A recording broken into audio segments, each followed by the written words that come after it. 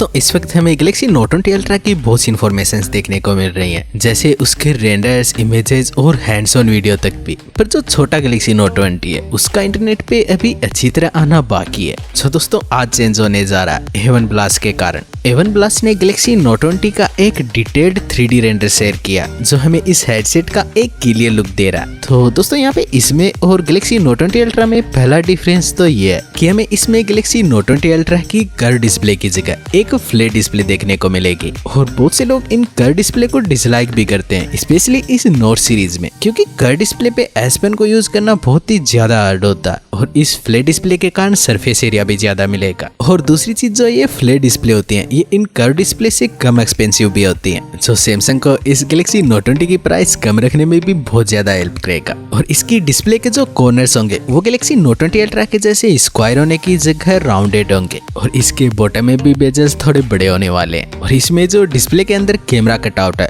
वो note 20 ultra से तो बहुत बड़ा दिखाई दे रहा है, लास्ट ईयर के गैलेक्सी नोट 10 के जैसा। और इसके बैक में जो कैमरा मॉड्यूल है वो इतना बड़ा नहीं है, ये S20 के जैसा ही है। और इसके बैक कैमरा का जो कैमरा बम्प है वो भी नोट 20 अल्ट्रा के कंपैरिजन में छोटा है, जो एक अच्छी चीज है। और इसके इस कैमरा मॉड्यूल के इतने छोटा होने का मेन कारण ये है कि जो गैलेक्सी नोट 20 अल्ट्रा का कैमरा मॉड्यूल है उसमें बहुत ही ज्यादा सेंसर लगे हुए हैं, जैसे एक पेरिस्कोप जूम कैमरा, एक लेजर सेंसर और एक 108 मेगापिक्सल का मेन कैमरा। और इनमें से एक भी चीज गैलेक्सी नोट 20 में मौजूद नहीं होने वाली। तो दोस्तों ये गेस करना भी सही रहेगा कि इसकी जो कैमरा स्पेसिफिकेशंस है वो गैलेक्सी S20 के सिमिलर ही होने वाली है। और यहाँ पे सबसे बड़ा डिफरेंस इस गैलेक्सी नोट 20 में लगी होने वाली डिस्प्ले है। इस नोट 20 में सिर्फ एक लोअर रेजोल्यूशन वाली डिस्प्ले नहीं होगी, फुल HD प्लस वाली, इसकी रिफ्रेश रेट भी कम होगी 60 हर्ट्ज तक की। जबकि गैलेक्सी नोट 20 अल्ट्रा में एक 120 हर्ट्ज वाली LTPO quad HD plus resolution वाली डिस्प्ले लगी होने वाली है। और इन सारे कॉम्प्रोमाइज का मतलब भी निकलता है क्योंकि इसकी प्राइस भी गैलेक्सी नोट 20 अल्ट्रा से कम ही होगी। हमें अभी इसकी एग्जैक्ट प्राइस तो नहीं पता, पर इसकी प्राइस जो साउथ कोरिया में लीक हुई है उसके मुताबिक इसकी प्राइस लास्ट ईयर की गैलेक्सी नोट 10 से भी कम होने वाली है। और इस नोट 20 में भी स्नैपड्रैगन 865 की जगह एक्जीनोस 990 लगा होगा। और अगर आप ये एक्जीनोस वाला प्रोसेसर नहीं चाहते हैं तो सैमसंग एक दूसरे डिवाइस की तैयारी भी कर रहा है जिसका नाम गैलेक्सी फैन एडिशन होने वाला है, गैलेक्सी S20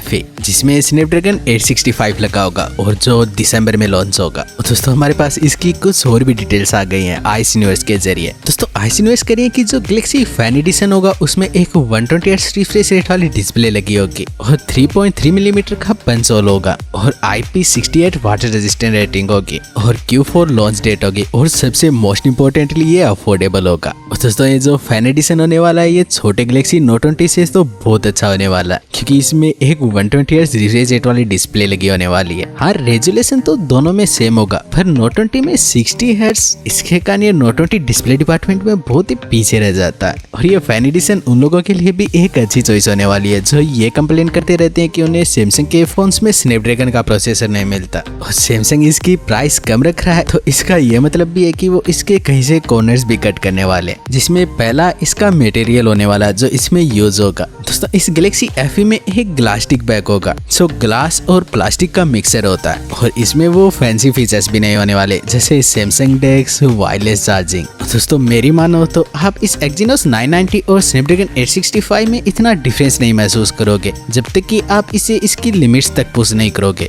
जो बहुत ही मुश्किल से होता है। हाँ आपको इसकी बैटरी लाइफ में तो थोड़ा अंतर देखने को मिलेगा, पर आज के टाइम जो फ्लैगशिप होते हैं वो एक दिन का बैटरी बैकअप तो आराम से दे ही देते हैं, तो ये भी कोई बड़ी प्रॉब्लम नहीं होने वाली है। तो आप सैमसंग की तरफ से एक स्नैपड्रैगन प्रोसेसर वाला फ्लैगशिप चाहते हैं तो दिसंबर तक वेट कर लो, आपके लिए बहुत अच्छा रहेगा। और आप क्या सोचते हैं इसके बारे में मुझे नीचे कमेंट सेक्शन में जरूर बताना। और अगर आपको वीडियो अच्छा लगा तो प्लीज लाइक जरूर कर देना और ऐसी न्यूज के लिए चैनल तो सब्सक्राइब कर ही लेना।